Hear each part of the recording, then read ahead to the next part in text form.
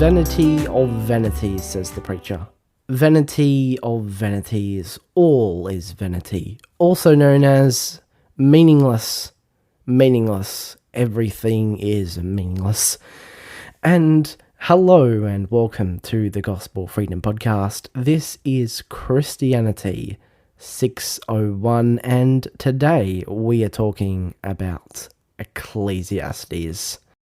This is one of the most important books in understanding how the world works. My name is Mitchell Parker, and before we get into things, let's have a little bit of a preview of what's coming right up. What gift would you like? And he says, wisdom. You know these things are going to happen. What this book is putting to you as a whole is what next. So let us hear the conclusion of the whole matter. Fear God and keep his commandments, for this is man's all. For God will bring every work into judgment, including every secret thing, whether good or evil. Ecclesiastes is actually personally one of my favourite books to read. And I like it for a few reasons. Firstly, because it's a great tool for everyone. But secondly, it's a great piece of biblical literature, words by God, explaining how life works and why things are the way that they are. Now, at the top, I read to you from the New King James Version, which translates a Hebrew word, literally vapor, as vanity. Other translations have, of course, translated this as meaningless, as I just read before, and that was from the New International Version.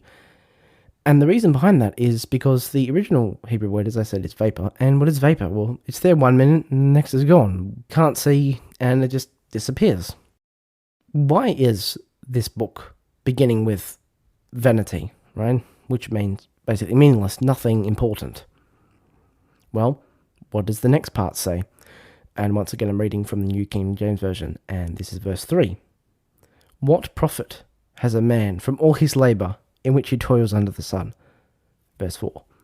One generation passes away and another generation comes, but the earth abides forever. Well, that's quite clear. You work, you die, you work, you die, and so on, and so on. Right? Verses 10 and 11 extend on this. Is there anything of which it may be said, see, this is new? It has already been done in ancient times for us.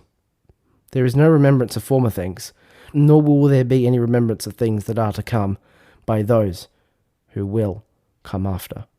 So there you go. It starts with a very clear introduction that really everything just happens. And you have people, and they have people, and they have people, and it just happens, right? Okay, well, what do we do? Right? Well, what does the author do? Now, the author identifies himself as a king of Israel, and most commonly this is associated with Solomon. And why is that? Well, I didn't do all the different stories of Israel in the Bible in my summary of Israel in Christianity 401, but Solomon is quite a famous king in Israel. He is the main king who is known for wisdom because God asked him, hey, you're a king, you're my special king, and what gift would you like? And he says wisdom. And there are a few events of him showing his wisdom that are recorded in the Bible, but this is one where he is going into depth in this. So basically, we start from the premise of the world has things and it repeats these things. And so what do we do to gain meaning? Well, what does the author say here? Well, the first thing he does is, well, he has pleasure. He says, why don't I laugh, and why don't I drink wine, and why don't I just enjoy life and talk about stuff and drink wine? And I was like, well, nah, that doesn't really work for me. It doesn't really give me any meaning, right? So what does Solomon try to do next? Well, he makes things. Well, surely there's a legacy of making things. He can build houses, he can plant vineyards, gardens and orchards, and have everything in them. He can make pools to water the trees. He can have servants of all kinds. He can have lots of gold and silver and herds of animals. He can have singers and dancers and all these things. But guess what? Solomon was going to die anyway. All this wasn't going to matter anyway because he was going to die. Then he thinks about his wisdom and thinks, well, I've got wisdom. What about that man who is really silly and really stupid and just doesn't acknowledge intelligence? Well, guess what? They both have the same things happen to them. They both live and they both die. And he has all these things, and he's going to die, and he thinks, well, hang on a minute, I don't just die, I don't just lose all these things, but someone else gets these things. I put in all this work, and look, someone else is enjoying this. He thinks, and then, of course, he goes specific to his works and thinks, well, why don't we just eat and drink, and that's pretty good. He thinks about working and eating and drinking, thinks, well, that's pretty good, there's some meaning there, until he realizes, oh, wait, we eat and drink, and then we die, and the same thing happens. So he's tried having all the things in the world, he's tried building all the things in the world, he's tried just being a regular person, and, well, everyone has the same fate. In chapter 3, there's the famous passage of, to everything there is a season, a time for every purpose under heaven.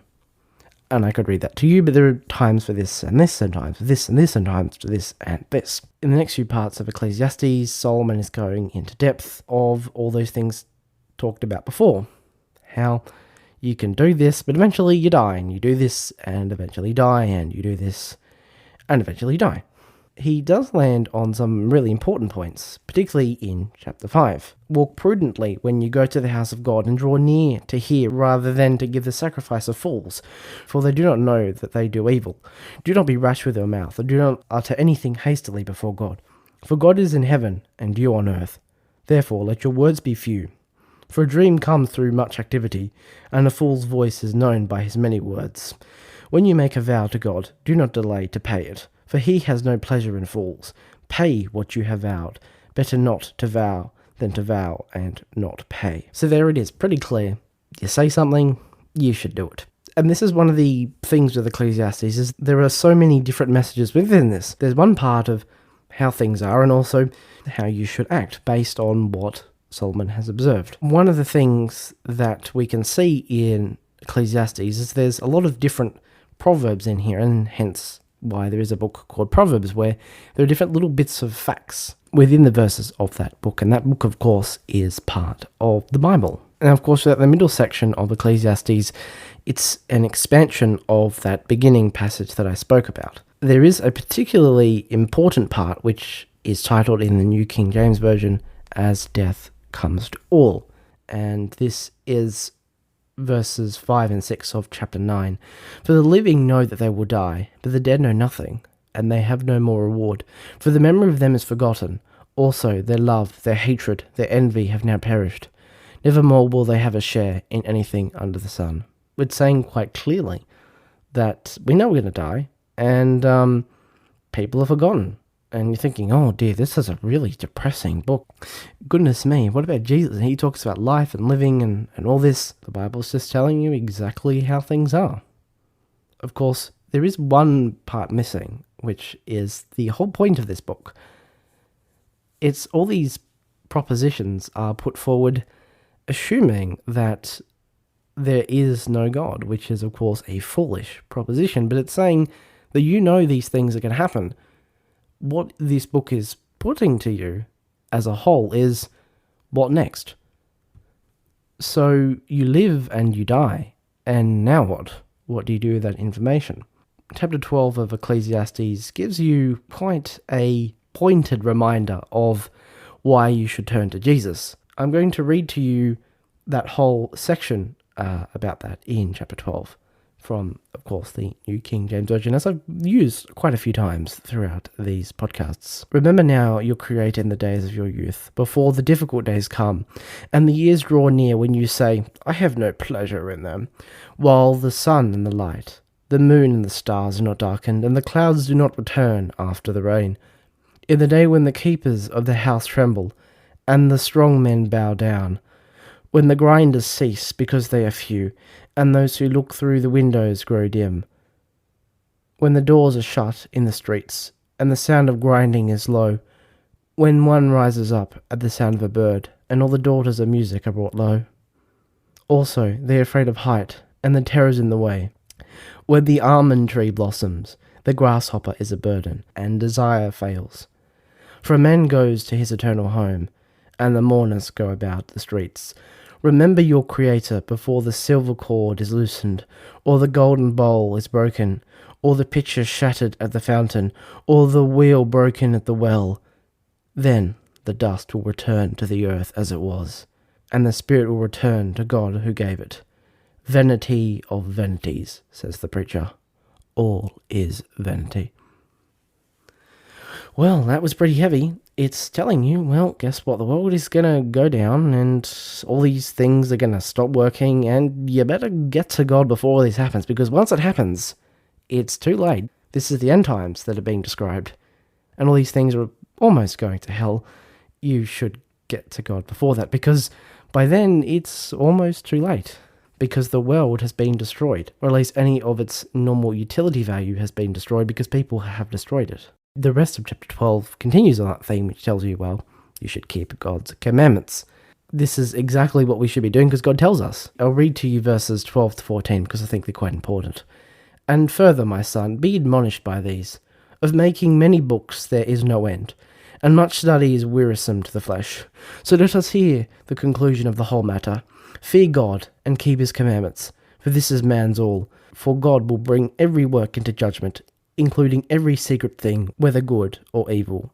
And so God's clearly telling you here, well, I'm going to judge everything, and you better be on my side, because every secret thing is going to be revealed. And with that is the end of Ecclesiastes.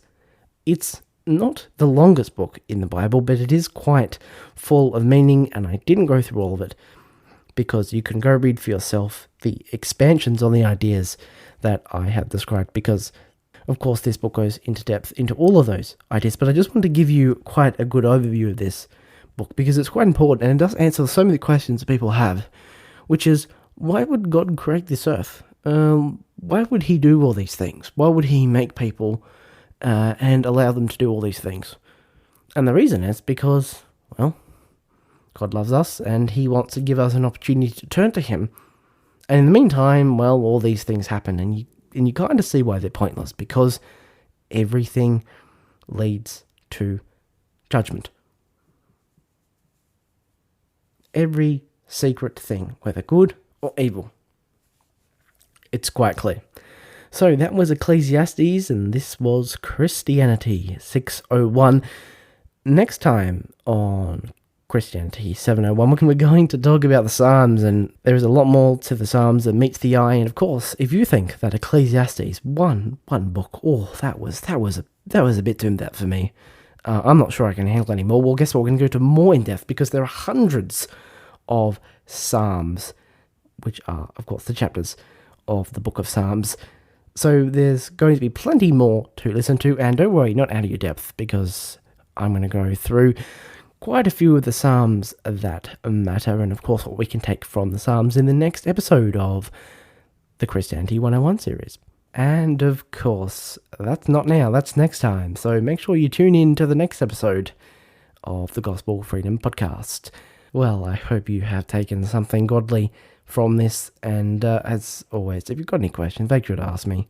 But ask God first. I can, of course, direct you to where you can find God's answer to your question.